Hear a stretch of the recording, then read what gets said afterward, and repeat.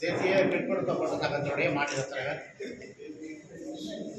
எங்களுடைய தேசிய தலைவர் வந்து தினேஷ் யாதவ், தேசிய பிற்படுத்தப்பட்ட சங்கத்தினுடைய தேசிய தலைவர். பிற்படுத்தப்பட்ட சங்கத்தினுடைய நோக்கம் பிற்படுத்தப்பட்ட மக்களுக்கான நலனுக்கான அமைப்பு. இது வந்து தேசிய அளவில் இயங்கக்கூடிய அமைப்பு. அந்த அமைப்பினுடைய மாநில தலைவராக செயல்பட்டு இருக்கிறோம்.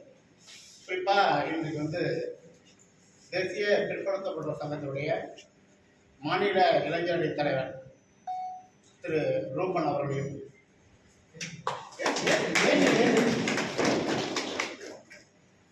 இளைஞரணி தலைவராகவும்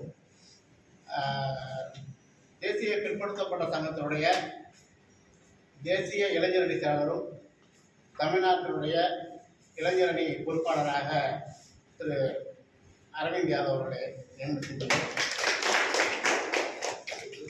அவங்களுடைய தலைமையில் இன்னைக்கு வந்து இந்த இளைஞரணி நிர்வாகிகள் கூட்டம் நடைபெற்றது. அதில் நான் கலந்துருக்கிறேன்.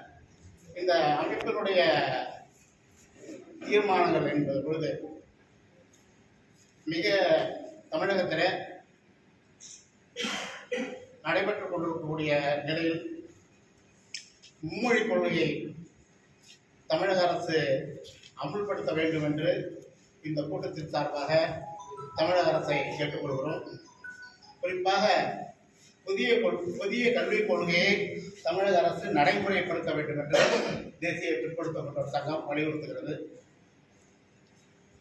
அதேபோல தமிழகத்திலே பிற்படுத்தப்பட்ட தாழ்த்தப்பட்ட ஒடுக்கப்பட்ட மக்களின் நலனுக்காக 69 கல்வி வேலைவாய்ப்பில் 69% இடஒதுக்கீட்டை சட்டப்பூர்வமாக கிடைக்கிற தமிழகத்தில் ஜாதிவாரி மக்கள் தொகை கணக்கெடுப்பு நடத்த வேண்டும் என்று தேசிய பிற்படுத்தப்பட்ட சங்கம் இன்னும் பல்வேறு பிற்படுத்தப்பட்ட சமுதாயத்தை சார்ந்த அரசியல் கட்சிகள் அனைத்து வலியுறுத்தி வருகின்றன.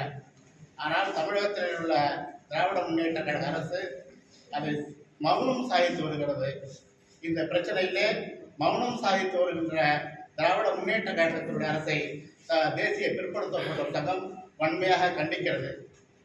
வருகிற சட்டமன்ற கூட்டத்தொடரில் உண்மையிலேயே தமிழகத்திலே திராவிட முன்னேற்ற கழகம் சமூக நீதி கொள்கையில் அக்கறை இருக்குமானால் மத்திய அரசை நோக்கி கை நீட்டாமல் ஆந்திரா தெலுங்கானாவை போல பீகாரை போல தமிழகத்திலே ஜாதிவாரி மக்கள் தொகை கணக்கெடுப்பு நடத்த வேண்டும் என்ற கோரிக்கையை இந்த கோரிக்கையை வலியுறுத்துகின்ற வகையில் சட்டமன்றத்தில் தீர்மானம் நிறைவேற்றி பட்ஜெட் கூட்டத்தொடரில் அதற்கான நிதியை ஒதுக்க வேண்டும் என்று தேசிய பிற்படுத்தப்பட்ட சங்கம் கேட்டுக்கொள்கிறது.